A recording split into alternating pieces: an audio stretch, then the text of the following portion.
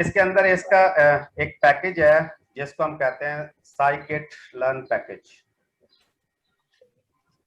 इसमें machine learning के जितने हमारे क्लासीफायर्स हैं वो सारे बने बनाए पड़े हैं, हमने जस्ट उसकी 2 लाइन यूज करनी होती है। जब भी हमने क्लासीफायर चेंज करना होगा तो हम सिर्फ वो 2 लाइनों का कोड चेंज करेंगे, बाकी सारा कोड सेम रहेगा, बाकी उसके अंदर कोई चेंज इसके अंदर नहीं आएगी। इसलिए काइंडली इसको रट्टा भी नहीं लगाना, जस्ट एक कोड आपके पास पड़ा हो, अंडरस्टैंडिंग आपको होनी चाहिए कि कौन सी लाइन क्या कर रही है उसके अंदर। ये डिसीजन ट्री के बारे में थोड़ा सा लिखा हुआ है कि कहाँ कहाँ भी यूजफुल होता है। एट्रीब्यूट सिलेक्शन का यहाँ पे देखें जी, attribute selection measures information gain भी यूज कर सकते हैं, गेन रेशो भी यूज कर सकते हैं और गिनी इंडेक्स भी यूज कर सकते हैं। तो 3 डिफरेंट मैयर्स इसके अंदर यूज कर सकते हैं एट्रीब्यूट को सिलेक्ट करने के लिए। हमने इसी को थोड़ा सा चेंज करना आगे, हमने इसके अंदर देखे म्यूचुअल इंफॉर्मेशन यूज नहीं हुई हुई। तो आज आप लोगों का काम यही होना है कि इन तीनों रेशो को हमने यूज करना है और इसके अलावा हमने जो म्यूचुअल इंफॉर्मेशन होगी उसका बिल्ट इन फंक्शन है वो आपने यूज करना है और उसकी बेस पे देखना रिजल्ट चेंज होते हैं या नहीं होते। अच्छा जी, बिल्ड करते हैं जी डिसीजन ट्री को। डिसीजन ट्री का मॉडल यही है तो उसके अंदर नोड्स होते हैं।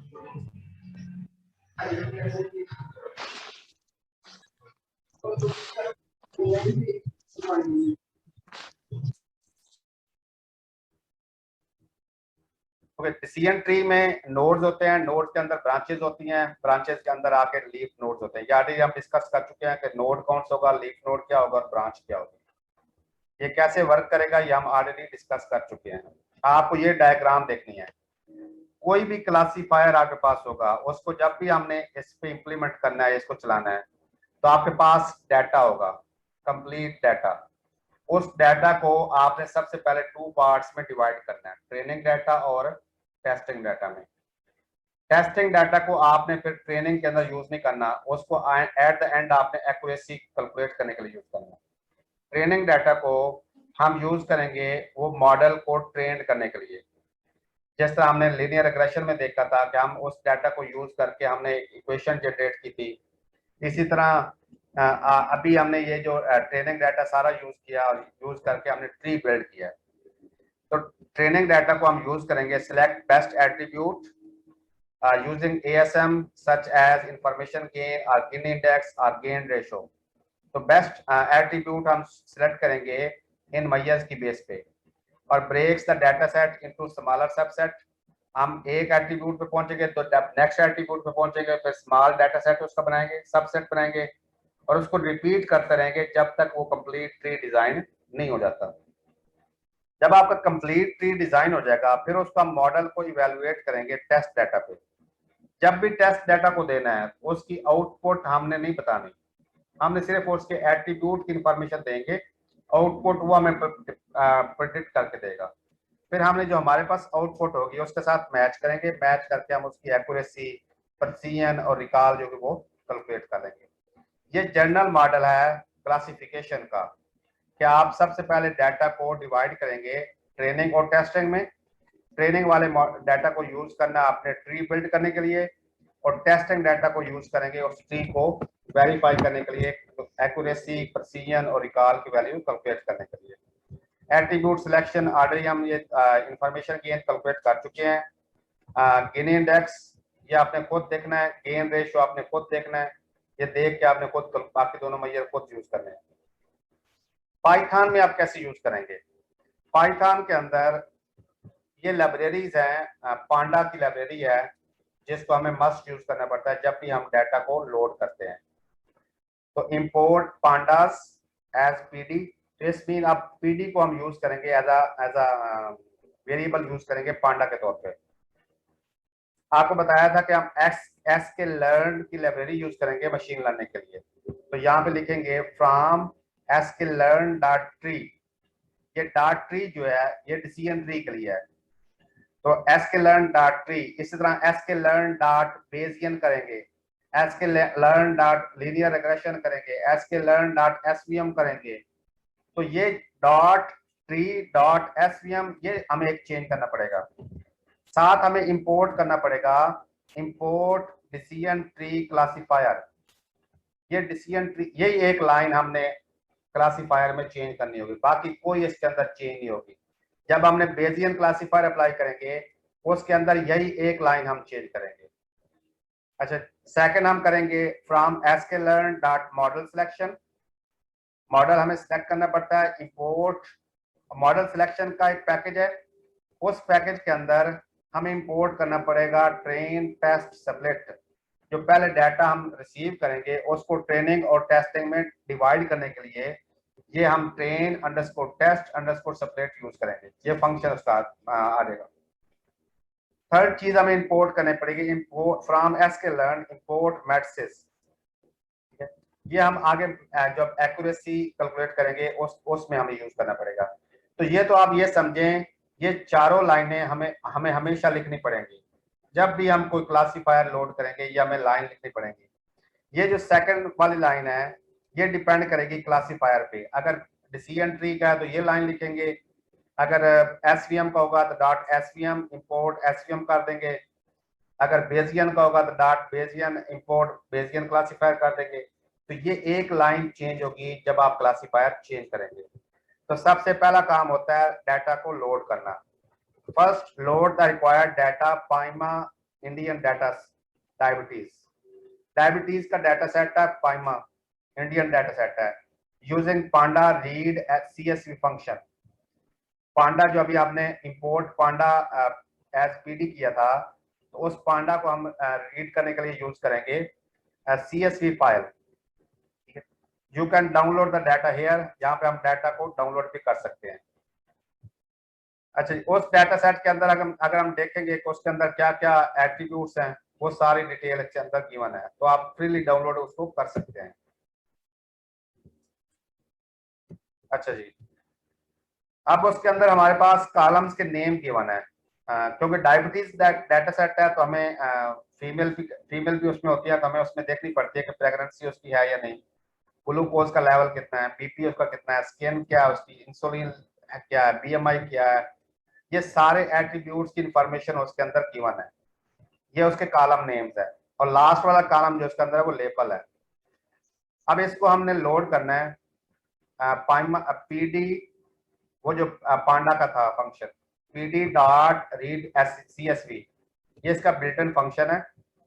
इसके अंदर हम ये पूरे डाटा सेट का नाम दे दिया डॉट CSV, उसकी एक्सटेंशन है, comma header equal to none header. अगर सम टाइम ना कुछ डाटा सेट ऐसे होते हैं जिनमें हेडर इंफॉर्मेशन गिवन होती है, तो हम हेडर इसमें कोई गिवन नहीं है तो हम नॉन कर दिया।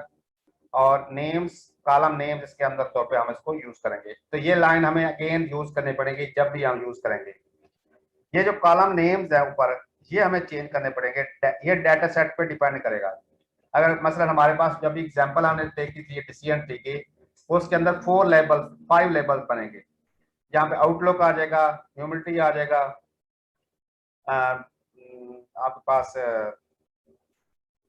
बाकी दोनों एट्रीब्यूट्स देते हैं टेम्परेचर का और विंड का, वो आ जाएगा और साथ लेबल आ जाएगा। तो वो 5 लेबल यहाँ पे आ जाएंगे। बाकी ये सेकंड वाली लाइन सेम रहेगी, उसका डाटा सेट का नेम चेंज हो जाएगा। अब पाइमा डॉट हेड जब ये लिखेंगे तो आपको ये फर्स्ट 5 सैंपल जो होते हैं उसकी इंफॉर्मेशन शो कर देता है। पाइमा डॉट हेड, हेड इसका बिल्ट इन फंक्शन है, क्योंकि डाटा आपने लोड किस वेरिएबल में किया है पाइमा के अंदर, ये वेरिएबल का नाम है। और वेरिएबल पाइथन के अंदर टाइपलेस होते हैं, आपको डाटा की टाइप लिखनी नहीं पड़ती, डायरेक्ट आप वेरिएबल यूज कर लेते हैं। तो पाइमा डॉट हेड जब भी हेड करेंगे तो आपको टॉप 5 के जो टॉप 5 सैंपल होते हैं वो शो कर देता है यहाँ पे। डॉट टेल करेंगे तो नीचे बॉटम से वो 5 सैंपल शो कर देगा। तो ये सैंपल के तौर पर डाटा सेट गिवन है। अब इसके अंदर हमने एक तो हमने ये काम करना है कि इसके जो एट्रीब्यूट्स हैं उनको सेपरेट करना है और आउटपुट वाले लेबल को सेपरेट करना है, एक काम हमने ये करना है। और दूसरा हमने इसको ट्रेनिंग और टेस्टिंग में डिवाइड करना है।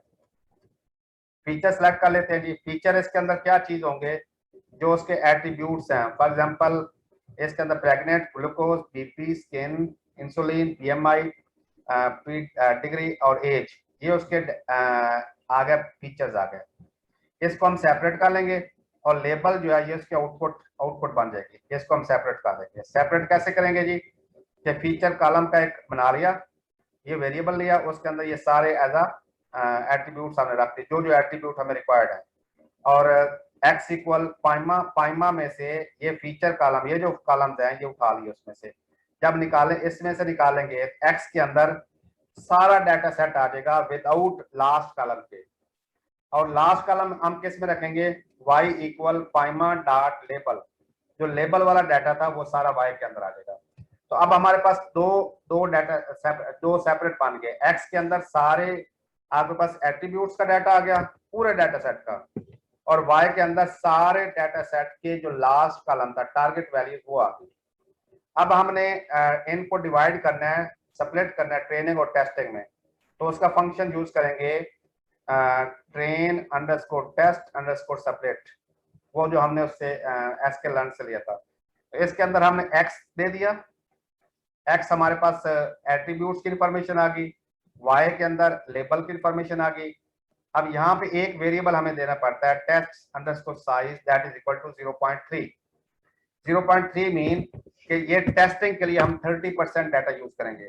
तो 70% डाटा जो होगा वो ट्रेनिंग में आ जाएगा, 30% यहाँ पे टेस्टिंग में आ जाएगा। तो आज आपको एक टास्क भी मिलेगा, इसी टेस्ट साइज को आपने चेंज करना होगा।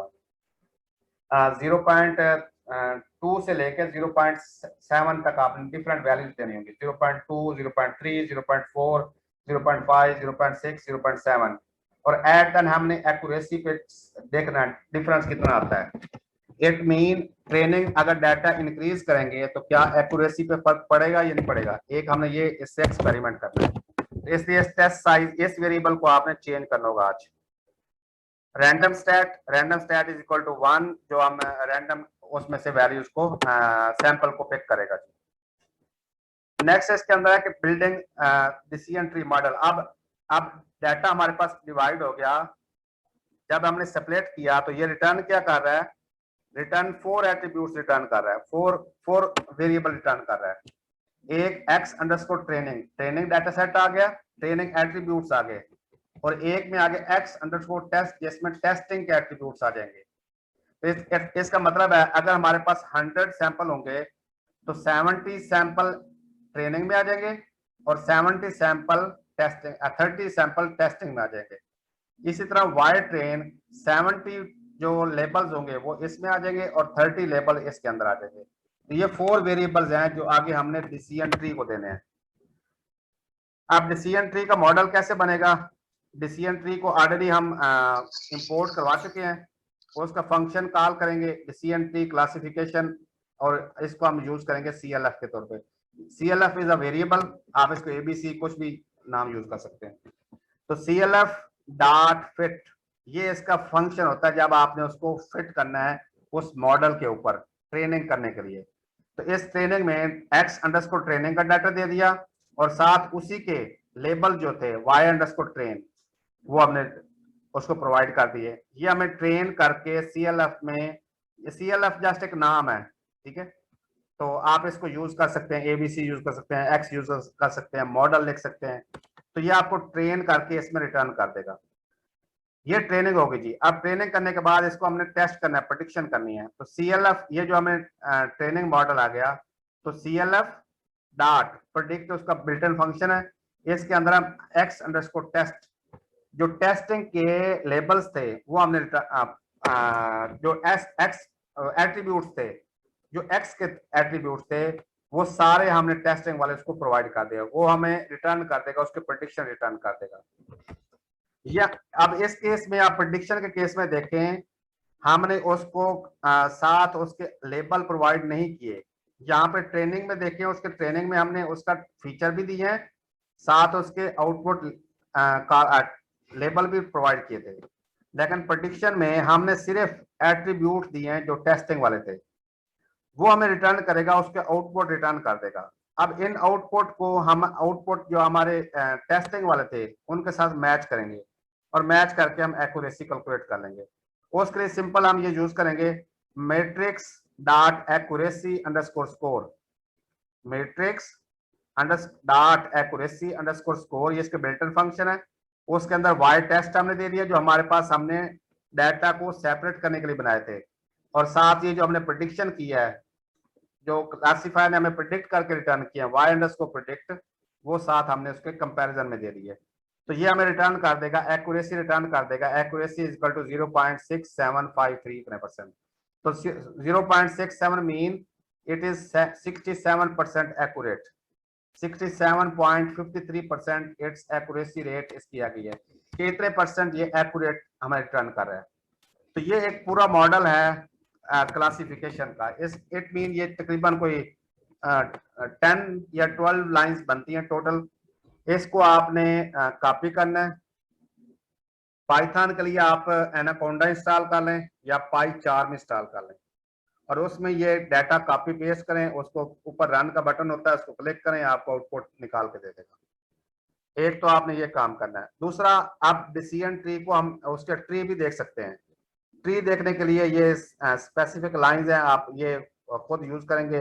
ग्राफ बेस का फंक्शन है, ये आप यूज करेंगे तो आपको इस टाइप का डिसीजन ट्री भी शो कर देगा। अब इसमें देखें ये कितना कम्प्लेक्स बना हुआ है।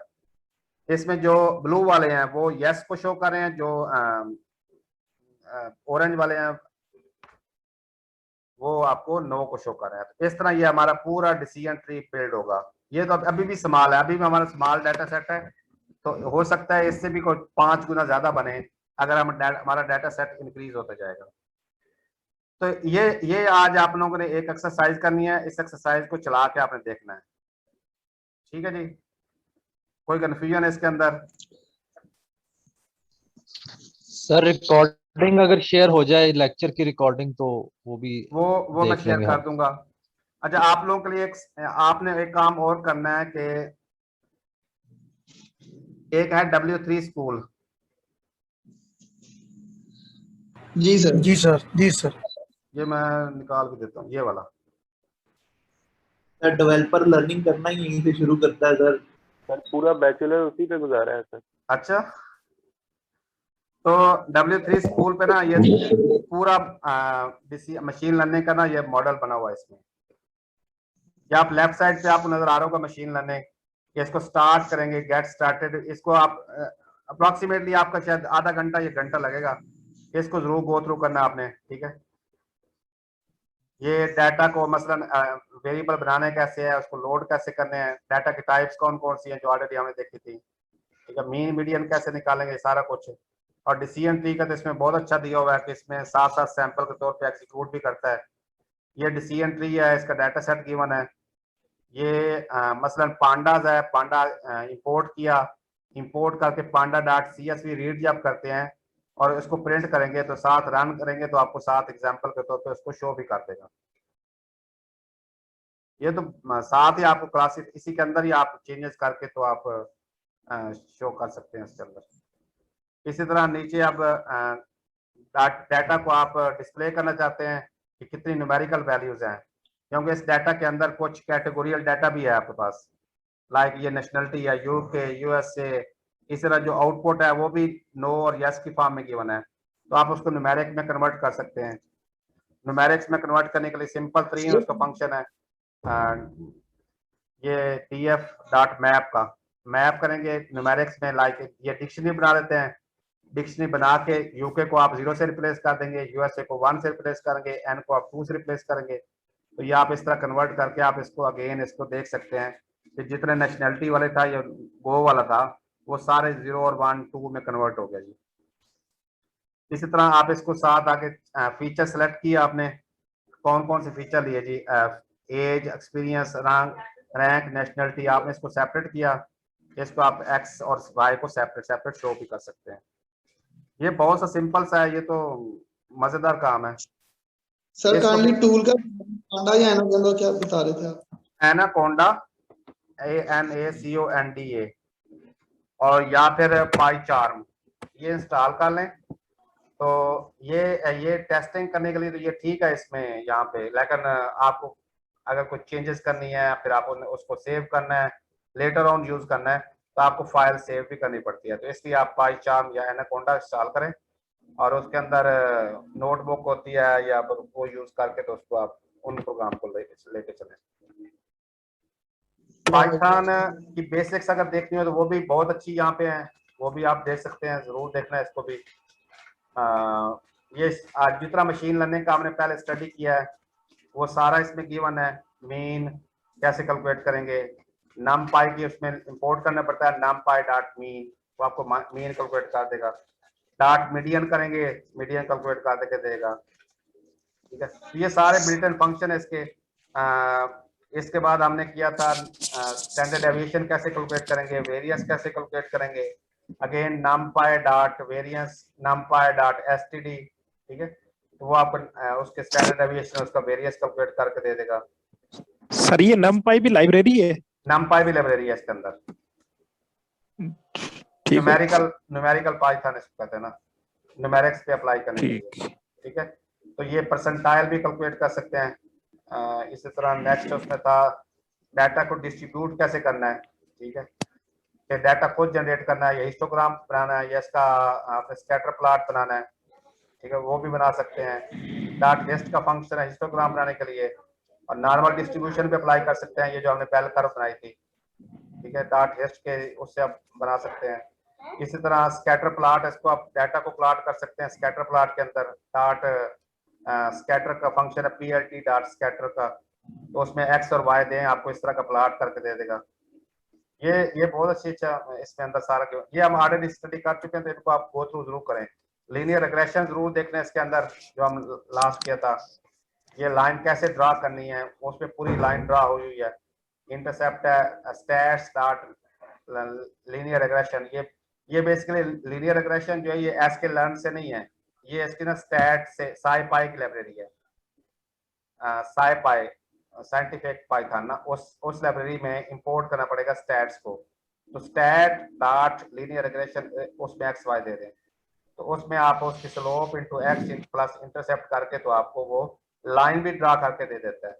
और लाइन ड्रा करने के बाद आपने कहाँ पे इसको चेक करना, टेस्ट करना है लेटर ऑन, वो भी हमें करके इसमें दे देता है। कहाँ पे मतलब 10 पे आप कैलकुलेट करने जाते हैं तो उस पर कितनी वैल्यू रिटर्न करेगा, तो बेस्ट फिट भी करेगा, बैड फिट भी करता है, ये सारे इसमें कैलकुलेट करके इस एग्जांपल को भी आपने रन करके देखना है। और एट द एंड आपने इसको ट्रेन टेस्ट करना, ट्रेन टेस्ट में कैसे डिवाइड करना है इसको जरूर देखना, डाटा को ट्रेनिंग और टेस्टिंग में कैसे कैसे डिवाइड करेंगे, और डिसीजन ट्री के जो एग्जांपल है वो जरूर चलाते रहते हैं इसको, ठीक है जी। तो ये पाइथन मैं तो कहता हूँ ये सबसे आसान लैंग्वेज ही पाइथन है, हर चीज आपको बिल्ट इन मिलती है इसमें, कोई आपको शायद कोई एक आध लाइन खुद अपनी तरफ से कोई लॉजिक की लिखनी पड़े, अदरवाइज तो बिल्ट इन यूज करनी पड़ती है। क्लियर हो गया जी, इसमें कोई इशू किसी को? सर ये एनाकोंडा और ये डिफरेंट है इससे? एनाकोंडा बेसिकली एनाकोंडा वैसे ही है जिस तरह विजुअल स्टूडियो नहीं होता चलाने के लिए, ओके। इसी तरह एनाकोंडा इनका बना हुआ है जिसमें काफी उन्होंने डिफरेंट जो आईडीई हैं वो उन्होंने रखे हुए हैं। तो पाईचार्म उसके अंदर भी अवेलेबल है, आप वो भी वहीं से भी यूज कर सकते हैं। नोटबुक उसके अंदर है, तो काफी उसके अंदर ना आईडी उन्होंने बना के उसी एक पैकेज के अंदर विजुअल स्टूडियो टाइप रखा हुआ उन्होंने। या पाईचार्म आप सेपरेट डाउनलोड करना चाहें, सेपरेट डाउनलोड करके उसमें कोड चला लें। सर इसी तरह ये ट्यूटोरियल भी पहले है ये जिस तरह पाइथन करके पाइचार्म कर ले बस। एक बंदा बोल ले, दोबारा क्वेश्चन करें प्लीज। सर मैंने कहा मेरे ख्याल से अगर आप पाइथन इंस्टॉल करके सिर्फ पाइचार्म इंस्टॉल कर लें तो ये काम हो जाएगा। एनाकोंडा काफी हैवी होता है, उसमें बहुत सारी लाइब्रेरी साथ डाउनलोड हो जाती हैं। बस असल में ये है कि उसमें ऑटोमेटिक लाइब्रेरीज भी आपको सारी मिल जाती हैं, तो उसका वो फायदा है। तो पाईचार्म में ये है फिर आपको 1 बाय 1 जिसकी जरूरत होगी फिर आपको वो इंस्टॉल करना पड़ती है, वो इंस्टॉल करनी पड़ती है। हाँ जी, वो जो आपके लिए सूटेबल हो वो आप देख लें। आप सारे MS PhD के स्टूडेंट्स हैं, कोई BS के स्टूडेंट तो है नहीं जो फर्स्ट टाइम लैंग्वेज पढ़ रहे हैं। तो W3 स्कूल्स की तरह की वीडियो ट्यूटोरियल्स का भी कोई प्लेटफॉर्म है इसके लिए? किस चीज का? तो YouTube से देख लें। किस चीज का? W3 स्कूल्स की तरह कोई वीडियो ट्यूटोरियल्स का कोई प्लेटफॉर्म? भाई YouTube भरा पड़ा है, हर लैंग्वेज के सर पढ़े हुए हैं YouTube के ऊपर, हर चीज पढ़ी है बच्चे, हर चीज इसके अंदर पढ़ी है। जी सर, लेकिन प्रैक्टिस जो है वो W3 स्कूल बच्चे ये जस्ट बेसिक्स के लिए है, बेसिक कवर करने के लिए, ठीक है। लेटर ऑन हम इसको यूज नहीं करेंगे, ये कोई इतना बहुत आला एडवांस नहीं है जो हमें बहुत ज्यादा सपोर्ट करेगा आगे जाके। ये तो जस्ट ये है कि अगर किसी ने फर्स्ट टाइम पाइथन करनी है तो वो इसमें से हेल्प देख के तो एक वक्त एग्जीक्यूट कर लेता है। जी सर बिल्कुल, ये कोड रन वगैरह करने की भी हमें देता हाँ है, जी। तो वो सीखने के लिए ठीक है ये। क्योंकि इसी के अंदर बिल्ट इन इसका अपना कंपाइलर होता है, तो उसी को आप ऑनलाइन टेस्ट भी उसी में कर सकते हैं।